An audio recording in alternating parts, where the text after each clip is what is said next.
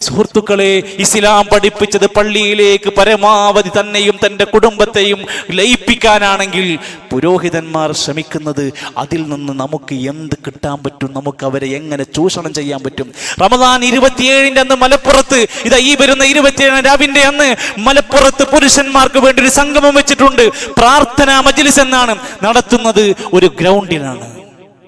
പാവപ്പെട്ട മുസ്ലിമീങ്ങളുടെ ഈമാൻ കൊള്ളയടിക്കാൻ ആ ചാൻസ് പള്ളിയിലേക്ക് കൊണ്ടുപോകേണ്ട 10 കൊണ്ടുപോയി പാടത്തിരുത്തിയിട്ട് അവിടെയാണ് പ്രാർത്ഥനയും തൗബയും എന്ന് പറഞ്ഞ് പണക്കൊഴുപ്പിന്റെ പണച്ചാക്കുകൾ വിരിച്ച് പണം പിരിക്കുന്ന ചടങ്ങിന് വേണ്ടി എൻ്റെ പ്രിയപ്പെട്ടവരെ ഈ ഉമ്മത്തിൽ ആളുകൾ പോകുമ്പോൾ കേവലം ഒരു പുരുഷന്മാരെ മാത്രമല്ല, റമദാനിന്റെ 25-ാം രാവിൽ ഈ പുരോഹിതന്മാർ മർക്കസ് നോളേജ് സിറ്റിയിലേക്ക് സ്ത്രീകളെ മാത്രം വിളിച്ചു കൊണ്ടുപോകുകയാണ്. പള്ളി പോകാൻ പാടില്ല, ഈദ്ഗാഹിൽ പോകാൻ പാടില്ല. ഇവർക്ക് വേണ്ടിടത്തെല്ലാം കൂട്ടം കൂട്ടമായി എക്സിബിഷനുകളിലെയും മറ്റു പലതിന്റെയും പേര് പറഞ്ഞ് റമദാനിൽ അവസാനത്തെ 25-ാം രാവിൽ രാത്രി 10 മണി മുതൽ പുലർച്ചെ 3 മണി വരെ സ്ത്രീകൾക്ക് മാത്രമായി നോളജ് സിറ്റിയിൽ ചടങ്ങ് നടക്കാൻ പോവുകയാണ്.